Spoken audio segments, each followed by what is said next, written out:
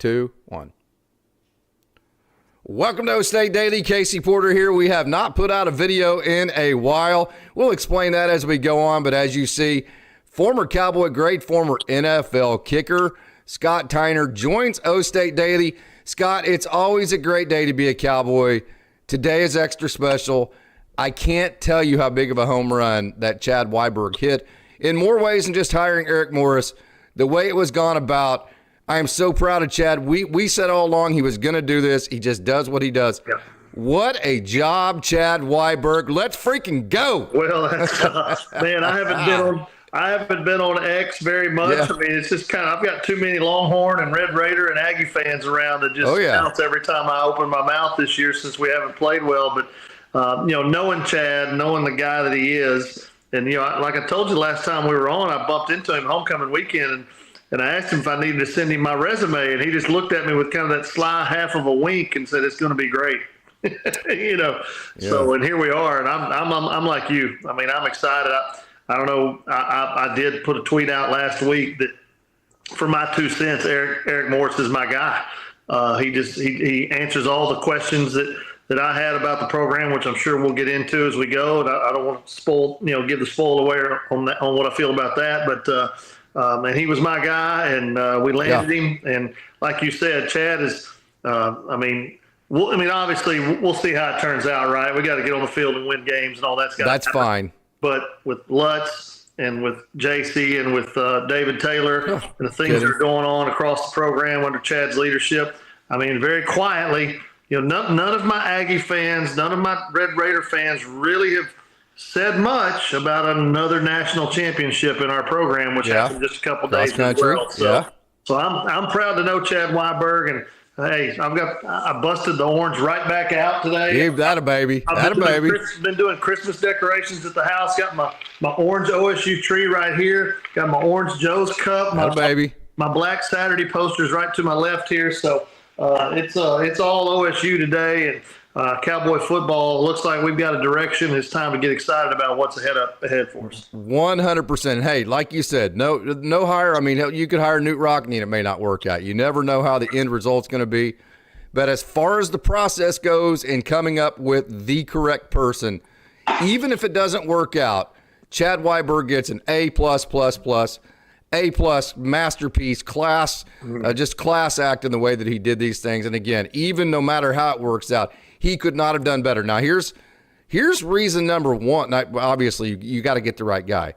But he was able to convince, like, the Greg McElroys and the people throughout college football, no, hey, this program, so here's the perception. Well, OSU basketball is Eddie Sutton. OSU football, OSU baseball is Gary Ward. OSU football is no bigger than Mike Gundy. Ha, bullshit, okay? So, I mean, all these people that are sitting in Birmingham, Alabama and Gainesville, Florida, who are like, okay, well, Mike Gundy's, he was kind of a gimmick, and now that program was a gimmick, and now they're going to – Nope. Chad Wyberg was able to go sell Oklahoma State football and actually made these people realize, well, damn, they do have more skyboxes than we do. Yeah. Well, damn, they do. This actually is a legitimate program that Mike Gundy was actually lucky to be the coach of for so long. So beyond whoever Chad Wyberg hired, masterclass in selling Oklahoma State football and what we have to offer here. Absolute masterclass. No question. And when I knew that we were different from, maybe 30 years ago, we were struggling, was right after Mike got fired and the crowd at the Baylor game. Yeah, that was 100%. So engaged in it, and then again at homecoming, our crowd was engaged and pulling for the guys, and there wasn't a lot of fair weather fandom out there. It's guys and fans who knew what was going on and were behind the team and doing what they could. I've seen nothing but positive things coming on Twitter and from people about what this season has been. Even I was sick to my stomach when I didn't go to the K-State game. I had a chance to go. Yes. Last minute, I didn't go, and I'm sitting there. I was mad because I didn't. Of course, it's a long drive for me down here. You didn't feel loyal, did you? I didn't feel loyal. I felt like I made a mistake. And, of course, when that fourth quarter, I was listening to it and watching it on my phone at a ball game. Actually, my son had a scrimmage, and he got hurt. That's a whole nother story. But I was sick that I didn't go. Then I was sick that I'm glad I didn't. When the way that we turned it over in the second half. But I've actually mentioned to my wife, we've got tickets, and I'm like, I kind of feel like I have to go this Saturday. Yes. I feel like I got to try to make the trip, and I don't know if I'll be able to or not. We've got a high school playoff game Friday night that still in it, huh? Probably about the semis by now. Still in it. Well, it's the third round in Texas. It takes a while. It's the regional round. The first time we've ever been in the third round, and nice. It gets real now. I mean, it's I asked the coaches about who we're playing and all that, and they said, "Oh, they're good and they're this." I said, "Yeah, it's almost like the playoffs, right?" Yeah, absolutely. Kind of deal. And, but no, man, OSU is different, and I kind of take Chad at his word when he says it's not your '80s OSU. We're not the other A&M, so to speak. Yes. Right. I think we're on the stage to be able to do some things, obviously. And you and I touched on this last time we were together on here. I don't know if you can coach matters as much as if you can convince the donors to help you build a roster and put a roster together. It's so much more professional endeavor than it ever has been. But man, Eric Morris doing what he's doing with walk-on quarterbacks. Yep. My dad and my nephew played at Rice, so we were watching the game the other night. And of course, 600 and something yards, man. Of course, my family's watching Rice, and I'm sitting there. I'm watching North Texas, like, I was like Dr. Evil, just with my hands doing this when he started throwing the ball around, and I just kept thinking. I said, I love that green uniform, but he's going to look really good in orange. And turned out I was right. I'll say this too, Chad promised and then he delivered, right? And so before we get into that part of it, Oklahoma State fans, I know you just hit on it, standing ovation. And hey, let me explain something to you. I go back, I'm working on my 6th decade as a diehard, not just a regular OSU fan, a diehard Oklahoma State fan. I grew up in Stillwater. If you know anybody that knows me, well, you can talk to Mike Curtis, knows there is nobody that loves Oklahoma State athletics, Oklahoma State itself, the town of Stillwater, more than I do. So when I say, I'm coming at this as like, this is part, like, I get really pissed when OSU's not good. And this actually affects my life. I'm not afraid to admit that, because I am that big of a diehard fan. So when I say to Oklahoma State fans, thank you. Thank you so much for continuing to show up last year, for continuing to show up this year, for continuing. We told you didn't have to stop showing up to get Chad Wyberg's attention. That happened. You continue to show up this year, and I'm telling you, if Oklahoma State doesn't show up to these games and everybody just all of a sudden just vanishes because we're going to have a shitty rest of this year, which we all knew we were going to have, a guy like Eric Morris goes, you know what? I can go make the college playoff right here at UNT, or I can go to Arkansas. We don't get Chad Morris if Oklahoma State fans don't stay committed like they did, continue to show up, and show that we are a big-time football program, even in the down moments. Oklahoma State fans, from the bottom of my heart, not from OState Daily, from Casey Porter's heart, thank you so much for doing that.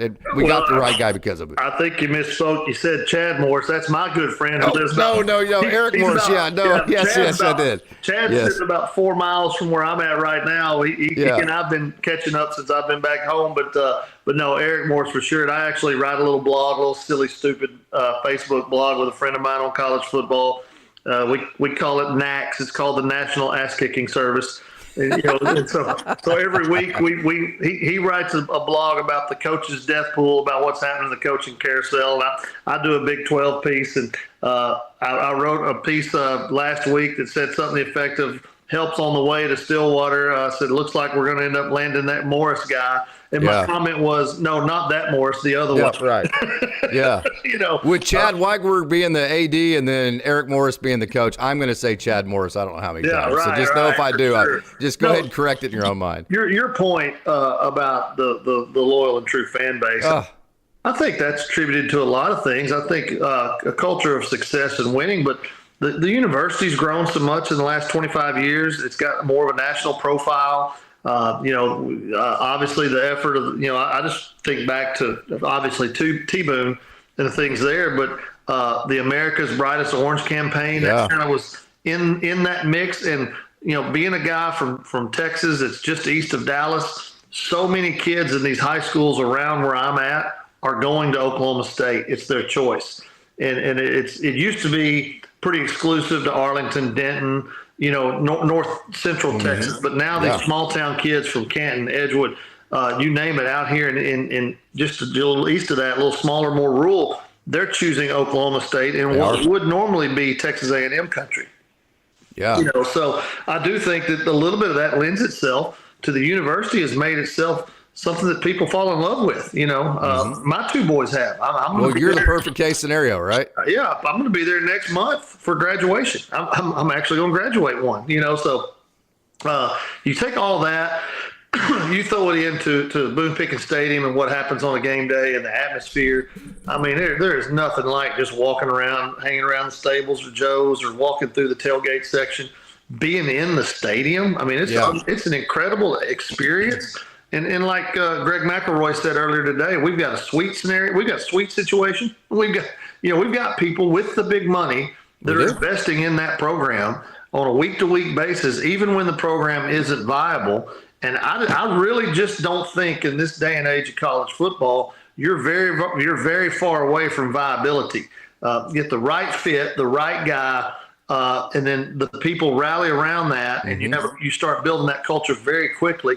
It happened with Mike in a different era. I mean, let's just be honest. We've lived it. We've seen it happen. It prolonged probably longer than it should have. I would argue that the 24 run was one extra year, in that time of Mike's run.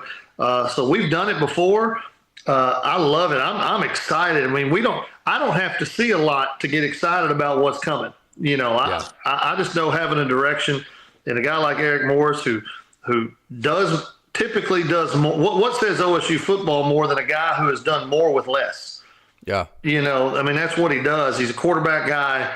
He's a Mike Leach guy, which, I mean, I love that. Oklahoma State fans love that. That's what built the Mike Leach came to Oklahoma State. He brought all of his guys, Graham Harrell and all those guys, to install the offense that we all fell in love with in the 2010-2011 era. Yeah. So, man, let's go ahead and fast forward this thing. I mean, I know basketball's still going to be a lot of fun, but let's get it to August and get ready for next year. Let's get the schedule released so I can figure out where I got to get hotels and all that kind of good stuff. Yeah.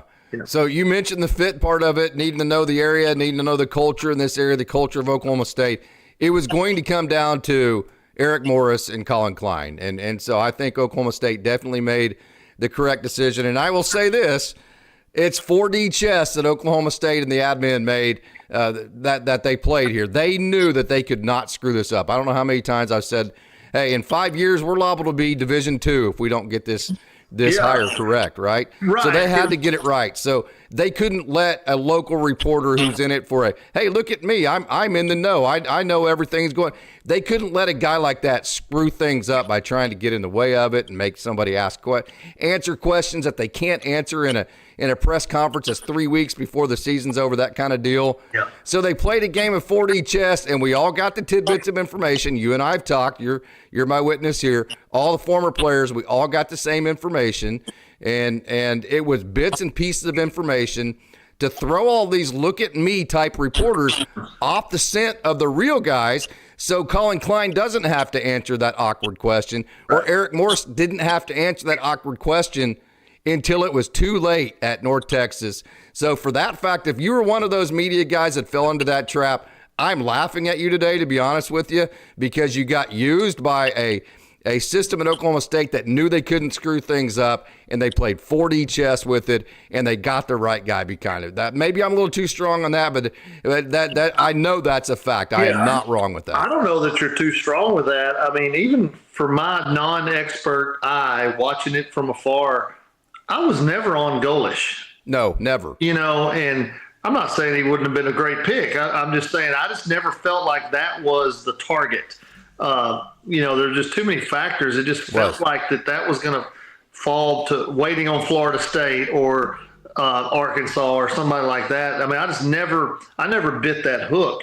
I laughed with you the last time we did this. Yes, right. When I said that I come on the air with you and I say all these things and I haven't been right about a single thing. Yeah. I finally got one. I was on Eric Morris from day one. And I was on Colin Klein and Eric Morris, and those were the two guys. I never believed Colin. I liked it. I liked it. Now, I thought maybe Zach Robinson was going to be the guy early on because I just didn't have enough faith. Well, when you're told he was going to be the guy last year, if they would have fired Gundy before last year, which was incorrect reporting, then you think he's just automatically the leader coming into the clubhouse, the leader, right? And I was jaded by the money, right? I figured that's who the alums wanted. I mean, I would have been fine with that as long as we got players in here. That would have been the whole thing. But I was never on the Zach train, ever. I fell off of it real quick. I watched a couple Falcons games, and like I've told you before, if you're a gambler, one thing I've learned over the last 30 years since I played for the Falcons is they cannot be trusted. It doesn't matter who's coaching them. Evidenced by the Super Bowl comeback. But as this thing kind of played out and was going on, for me, it was Eric Morris all along. It was. And so, like, if you're Chad Wyberg, how do you keep the Oklahoma State media off the scent of a guy that's 3.5 hours down the road that's getting ready to possibly make the playoffs at UNT? Just a masterful 4D job of making sure that nothing got screwed up on the Eric Morris. Because I'm telling you, if the UNT camp would have 3 weeks ago been able to put together what they put together this week trying to keep him, I'm not saying they would have been able to, but it would have definitely raised the price for Oklahoma State. So for sure. Yeah, for sure. And, I hate it for North Texas. I mean, that was when I signed with the Cowboys, my other visit was North Texas. Yes. That was the other one. And Cincinnati would have been another one in Michigan State. But they're not OSU. They need to get off that high horse. They are not. You give OSU and North Texas the same coaches, Oklahoma State's going to be 1,000% better. Right. And I hate it for them, but I mean, they need to go back to the lab and go find the next Eric Morris. Which is the nature of it at this point. And that to me is what's sad and frustrating about it. Everything is now driven by money. And yes, I appreciated what Lane Kiffin said in his little presser or his Pat McAfee interview when he said the players of today really don't care who the coach is anymore. Yeah, they care who's signing the check. And right. And I think they do care about their position coach. They do care about the position coach. I think Ryan Osborne has shown that. Yeah, probably their strength coach, in a lot of ways. Right. But the head coach nowadays is more of a CEO, more of a recruiter or a GM, and probably just walks by the stretching line and asks them how it's going, Yeah. So I don't know that there's that connection with the whole staff like it might have once been. But Lane's right. I don't know that the kids from Ole Miss are really that worried about it. Right. If he jets on them Saturday morning, they'll play their playoff with the interim, and some of them will get in the portal, and they don't care. They're going to have a check at the end of the day, and that's what's a little bit sad. And that was why I was so adamant for so long about keeping Mike. I'm sure people that watch your podcast probably got sick of me saying it'd be a bad move. It'd be a bad move. Even I didn't know or realize how much now that fit and education and university and uniform and logo didn't matter. And energy and all that. Yeah. That I was still thinking that the uniform and Edmond Lowe Library mattered. Yeah. And it really doesn't. Right. It matters to me. It matters to us. And to these kids now, I mean, sadly, it's football mercenaryism. Whoever's going to pay me to play, I'm going to go play, and I'll wear that uniform until somebody offers me more, and I'll wear that one. And that just is what it is. Yeah. Totally agree. So you mentioned it needs to be fit. It needs to be so in some weird ways. The geographical part of things has become even more important for areas like Oklahoma State, because if you can't afford to outbid Oklahoma, OU, or Arkansas, Arkansas is a bad example. Where'd we go, Scott? What happened? Okay. I want to get the light on my good side. Yeah, gotcha. So if you can't afford to beat the Ole Misses in the money game or any of the SEC or Big Ten schools, then geographics becomes an even bigger deal for Oklahoma State in a lot of ways. And so the reason why Eric Morris is just the clear number one best candidate Oklahoma State could have got is because he understands the conference of the Big 12. He understands the offense that Oklahoma State fans want back, which was that air raid offense that came originally from Mike Leach at Tech, which they, like I said, they came and installed in Stillwater in 2009, I believe it was, or 2010 with Graham Harrell and that whole group. He understands the North Texas area, where it's a big area OSU has to get players from. And so just the fit aspect of Eric Morris, everything that he's a quarterback whisperer. and gosh dang, we know Mike Gundy wasn't that, right? Well, everything fit. You said a key word, geography, right? Yes. We have to recruit DFW. We have to. We've got to get in there with Texas and A&M and Oklahoma, and we've got to fight and scratch for the next guy to get them to Stillwater, and probably Arkansas will be in there as well. In DFW. Well, he's connected. He's in there, and now we can go in there and maybe get back to beating Sonny Dykes to the kids in DFW. Correct. In some of those ways. Baylor. The geography too, for me, I said this for years and years about the Big 12, that Art Briles ruined football. Yep. When he brought the spread in, it turned so non-physical for so long.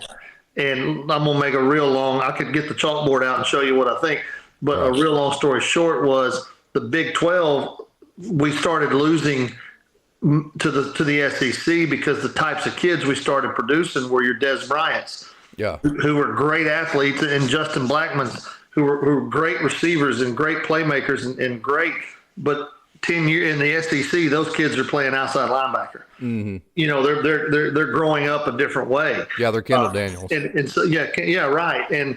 And so anyway, I say all that to say this: Eric Morris, coming from North Texas, is playing the type of football that kids out of DFW are playing. Kids in Texas are playing. Kids in the southern Midwest are playing here. It will fit the Big 12. This is what Brigham Young's doing. It's what Utah is doing. Some of those type people, Arizona State. It'll fit the conference that we're in, and now we become viable in the conference. And I just like the style. I'm watching that UNT Rice game the other night, and how many times I told you on this show, God, why don't we just line up in two backs? Yeah, right. And North Texas lined up in two backs a ton, and they were running RPO with digs and slants over the middle like crazy. And I guess his name's Westamaker or whatever his name is. Yeah. I mean, he's just eating them alive. Check downs on 1st and 10 to make it 2nd and 3, crap like that. Yeah, all that. And just a little bit more versatility, looking the same way, and you don't know what's coming, rather than when we look like this, we're running inside zone. When we look like that, we're throwing the hitch or the bubble screen, things like that. But, man, like you said, fit and geography, being in the area that produces this style of ball. And I'll tell you like this, Casey, I don't need 10-2 right now. I need Kansas State, Iowa State. We've got to get back on par with our contemporaries.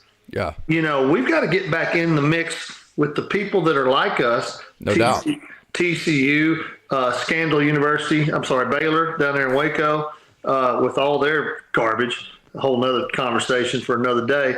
But we've got to get back on par with those people, where we're trying to emulate the things that work for them and play the type of football they are. I see a world in college football where Texas Tech is really good right now, and they still will be. But then all of a sudden next year, Kansas State and Oklahoma State could be the two teams that are battling for 2nd and 3rd, right? I mean, it can turn that quickly with the way things are going.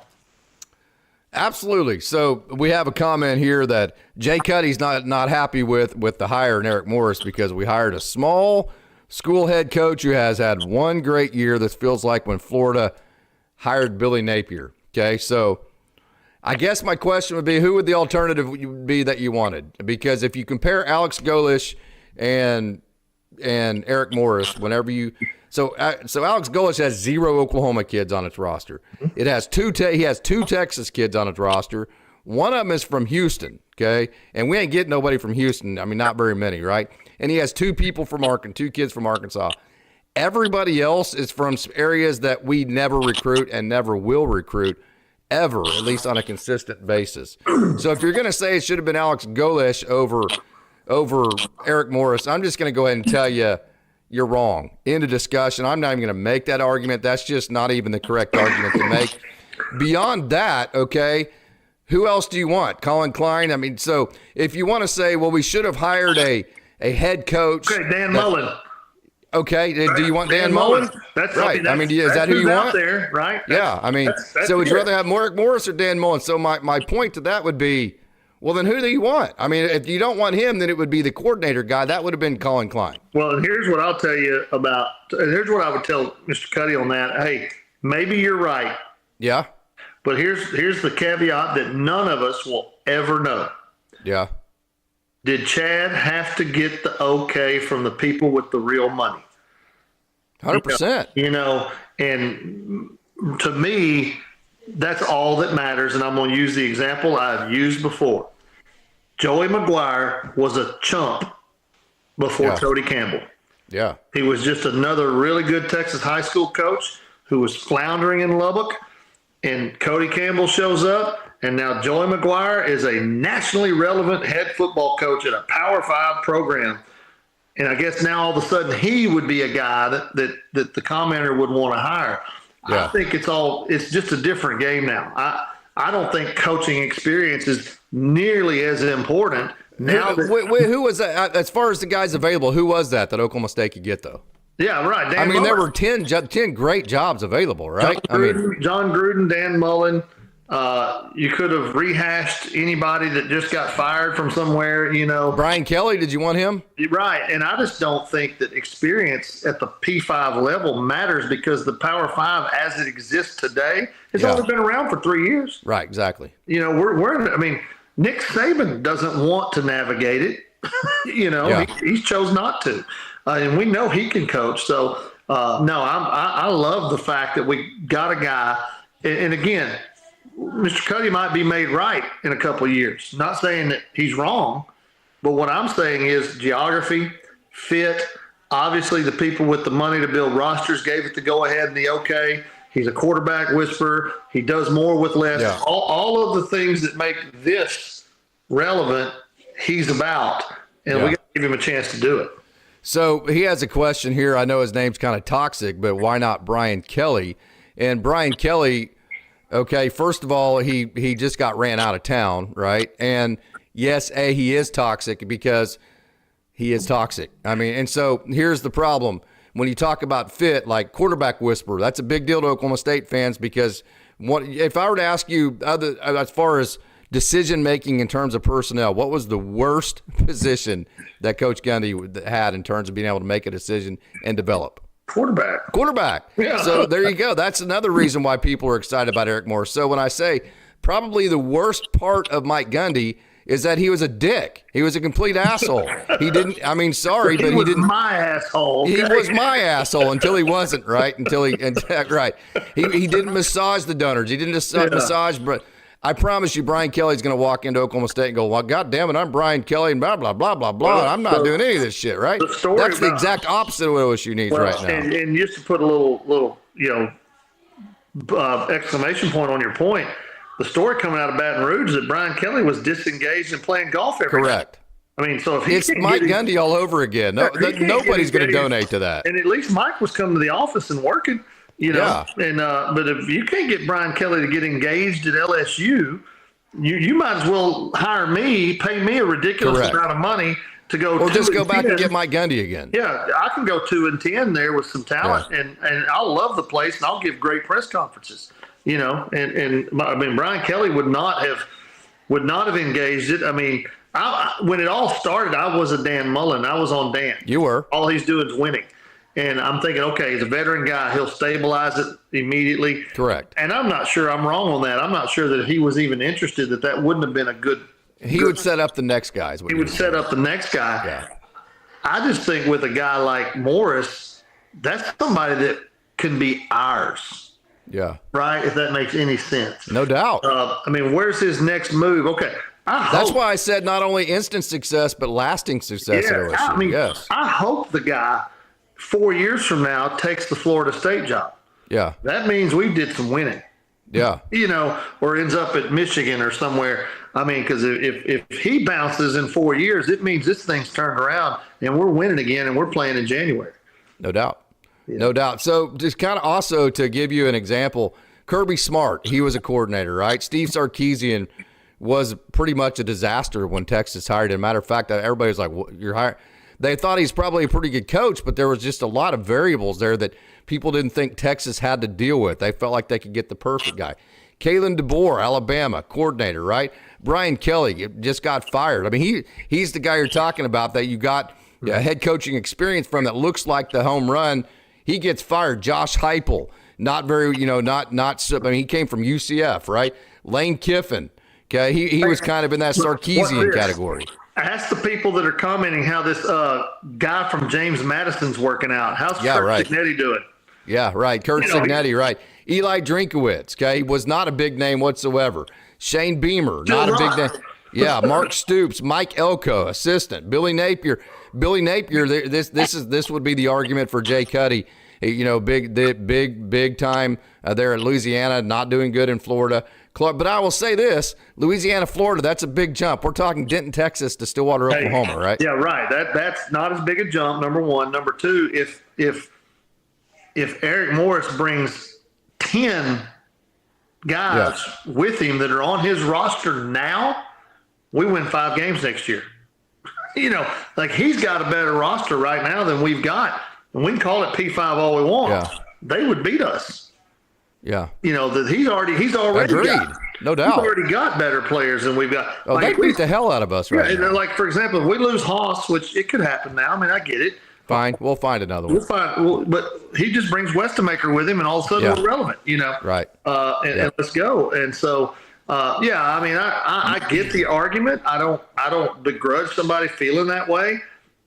I just don't know who the choices are. This is a guy with proven head coaching success. No doubt. Not just at North Texas. He is on the progression, right? Incarnate word to North Texas and so forth. Like, he is on the progression to do this.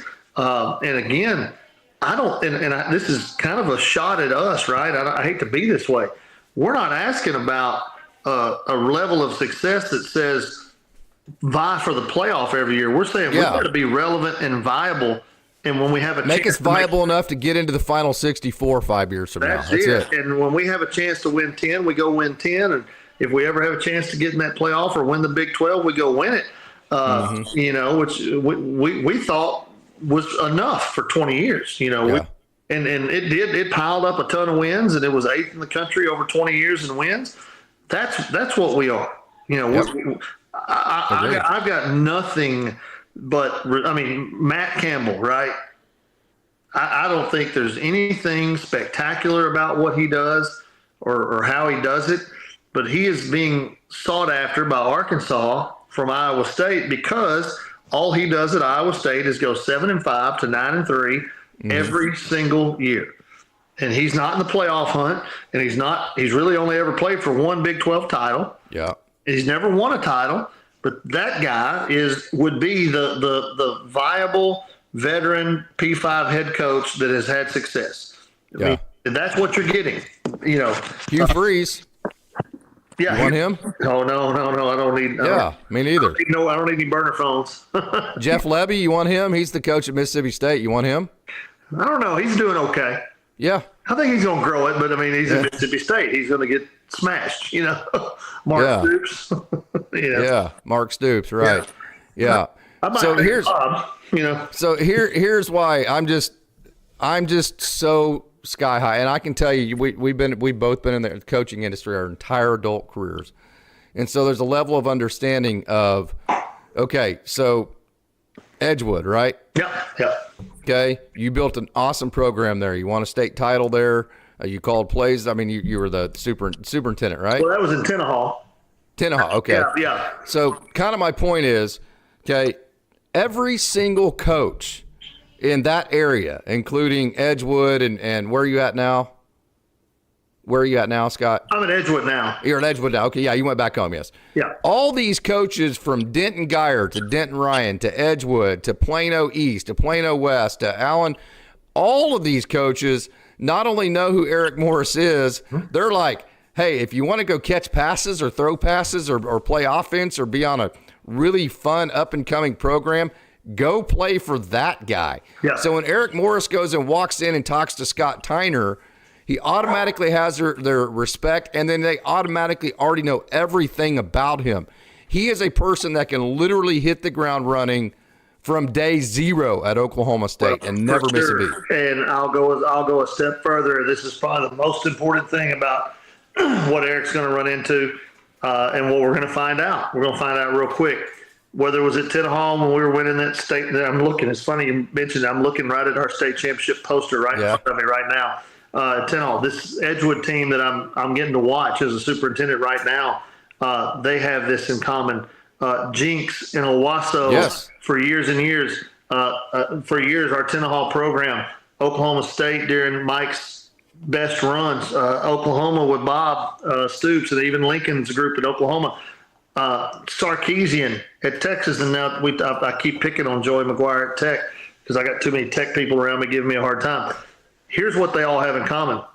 They had damn good players. They did. They had damn good players. I ain't never seen a team win a lot that didn't have great players. Joe Burrow's LSU team, our 2011 team that Justin Blackman that we just celebrated.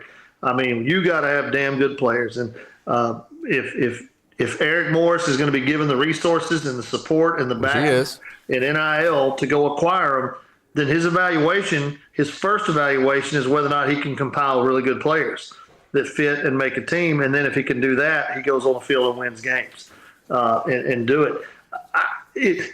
Any OSU fan that is more disappointed than they are excited right now as we say this is not paying attention. No, I agree. I agree. Not to be hateful or negative, but we're just going to strongly disagree with you. And you've got a lot of specifics why. Mine's a real generic argument. Yeah. We've been now really, and God, nobody loves Mike Gundy more than I. We've been 3 years directionless.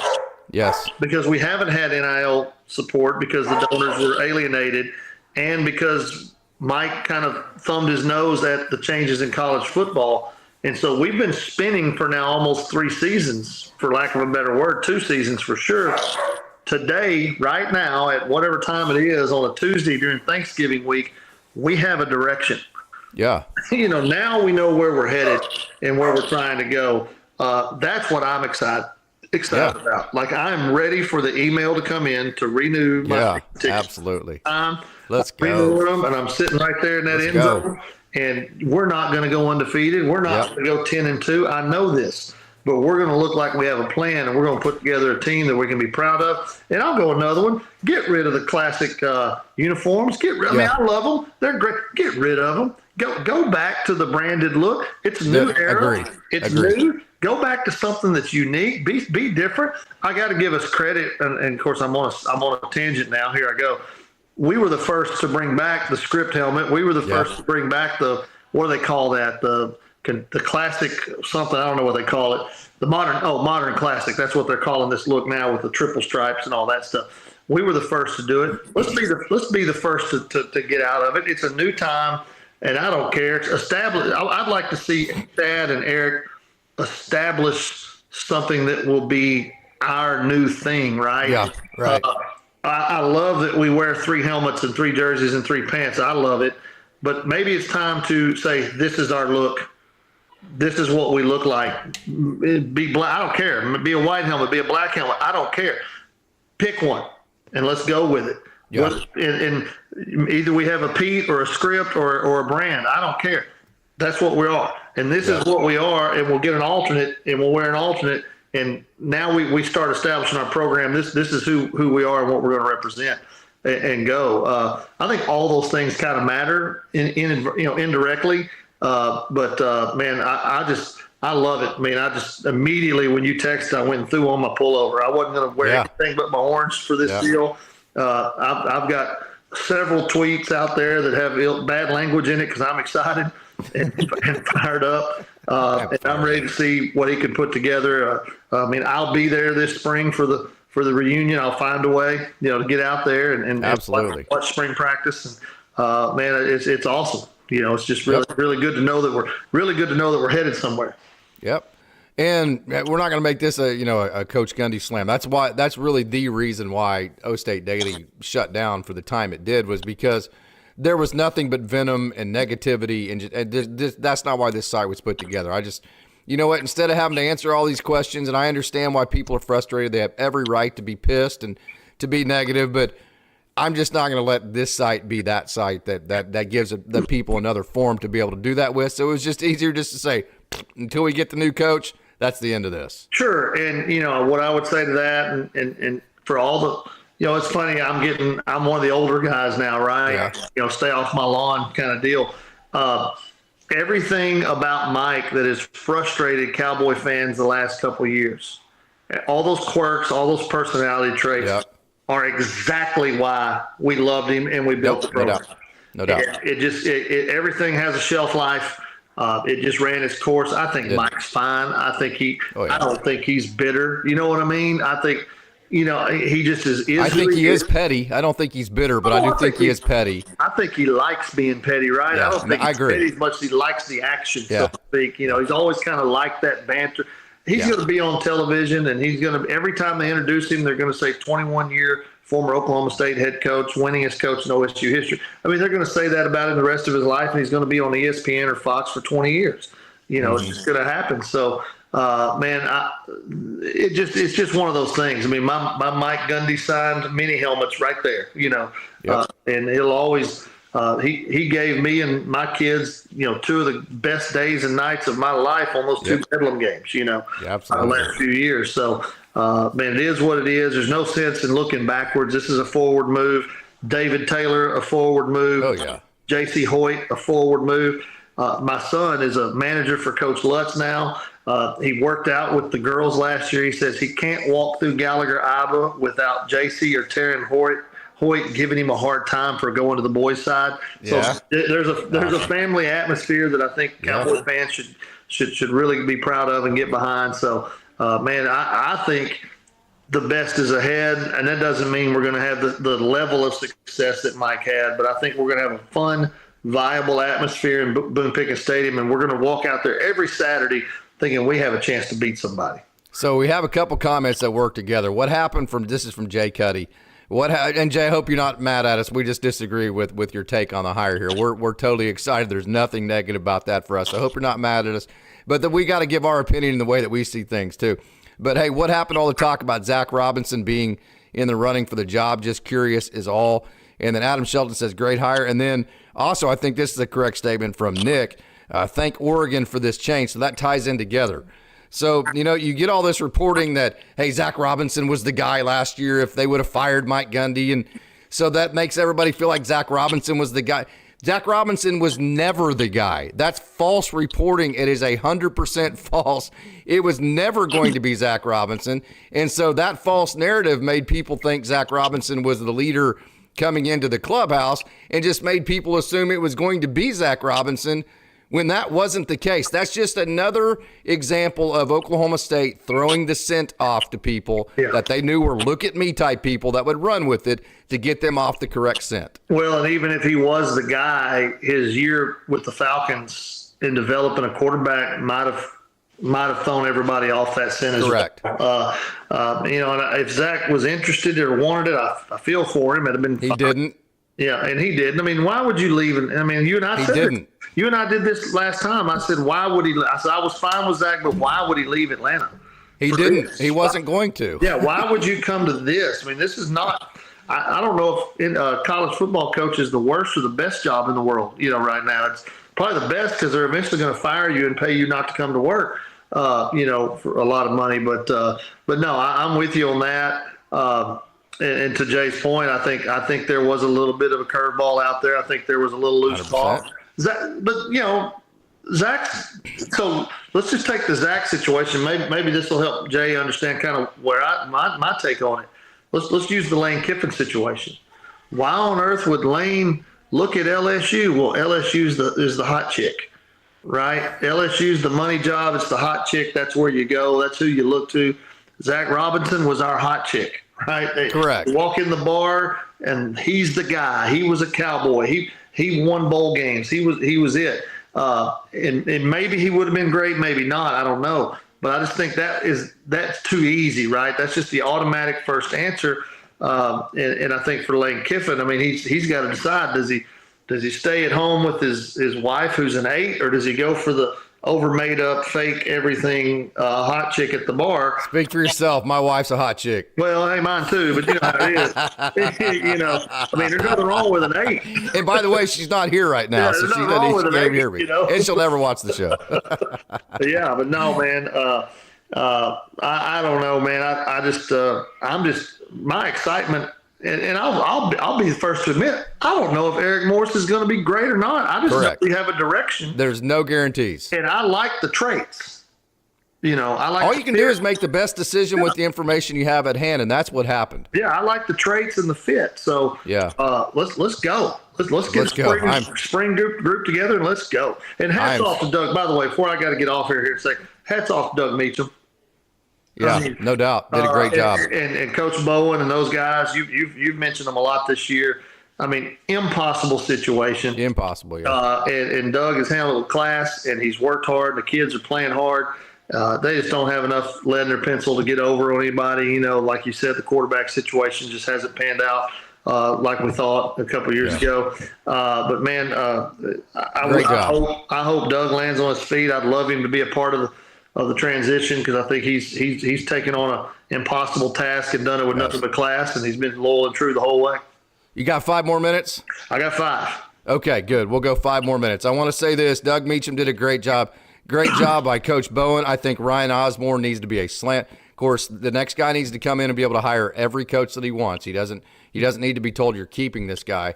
But if I was Eric Morris, the first guy I'd keep is Ryan Osborne, no doubt about it. Him and Clint Bowen and the guys like that.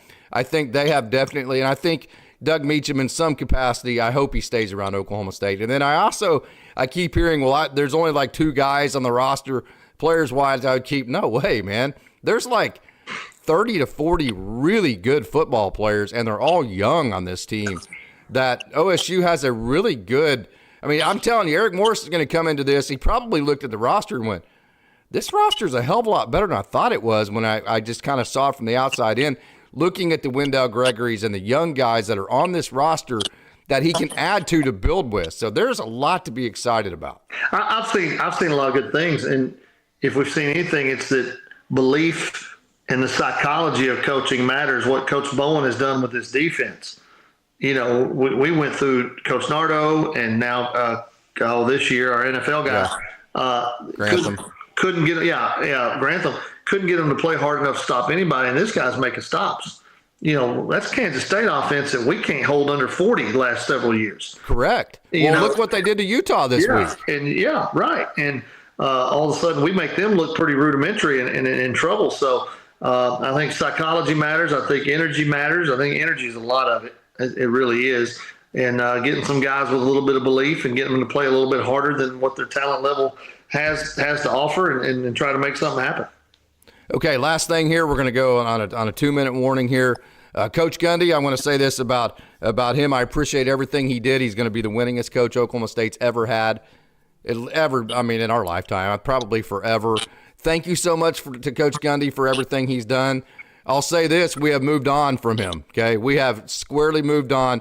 We don't have to have Mike Gundy to be a damn big-time college football program. We are proving that. We are going to prove that. And if I were Coach Gundy, if I were him, okay, or he doesn't have to, we're going to move on with or without him. I would sure rather move on with him being a part of this program, whether it be in spirit, being like a Jedi Knight behind the scenes, that type of deal. So if I were him, just know, hey, if you don't want to, that's fine. We're going to move on right without you. You're probably not even going to be in my brain 3 or 4 years from now, but I'd rather it not be that way. Come out and embrace this and tell Oklahoma State fans how much you love us, and let's move on with this thing together. That's what I hope happens. I'm not sure it will. I think time heals all wounds, really, and I think maybe the other factor could be business-related for Mike. Until he has a TV gig, good point, locked down. He's not going to be very vocal until he knows exactly what he's going to do. I mean, what if in all this he ends up at Arkansas, or somewhere. I'm not saying I don't think there's a chance it'll happen, but I mean he could be still trying to coach some more. He could just be waiting for a contract or something to happen with television and just laying low for those reasons. But yeah, I agree with you. I mean, I think he's that guy like Eddie when he walks in. Yeah. When the camera pans over to him at Boone Pickens Stadium, the place is going to erupt. It just is. It is. It is. Especially if he's back on board. Yeah, if he's on board and positive about it. All he's got to do is get on there with his brother Cale and start arguing about Bedlam stories everywhere, and people are going to rally right behind him, All right, last thing here before we get off, Scott. Okay, any chance that Chad took the donors to Oregon on purpose because he knew it was going to happen and it was going to make his job easier in terms of parting ways with Mike Gundy? Yeah, I think maybe the the die was cast, right? I mean, none of us really know, but I think that might have been a trip that he needed to show the donors one way or the other. Yes. And if we go up there and play great, hey, Mike finds a way. He always does. We go up there and do what we did. Hey, okay, it's time. Or maybe the other way around. Maybe the donors told Chad.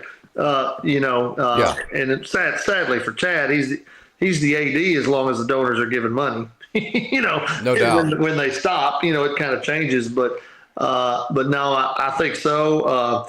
That part was tough. I mean, there's no good way. There's no good way to leave your loved ones, right? There's not a good way. And so, but didn't that game leave less doubt than there would have been? Sure, I think so. And I think what it did is it precipitated the clean break, right? Like, Yeah, let's do correct. it now. Yes. Which was flew in the, and that's another one I was completely wrong about. But it made it easier to do it right now and just move on. So, yeah, maybe. But hey, man, like I said, it's in the past. We're Eric Morris followers now, and let's get through Iowa State. I bet the kids play great Saturday. I bet they're going to play inspired. I think they're going to play excited. I mean, there won't be any introduction or anything like that, obviously, because he's coaching. But right. I think the fans are going to be excited to know that it's time to turn a new leaf and let's get this thing going. I'll say this too: I'm rooting for the University of North Texas to win a national title. I just am. Absolutely. I mean, I'm rooting for them now. They no reason not to, right? Nothing would make me happier than them to get the 12 seed to go to Texas Tech and round. Ooh, that you nailed that one. Oh, let's leave it on that. Great job, Scott Tyner. Yeah. It's a great day to be a Cowboy. Absolutely, Go Pokes. man. Go Pokes. Let's do this.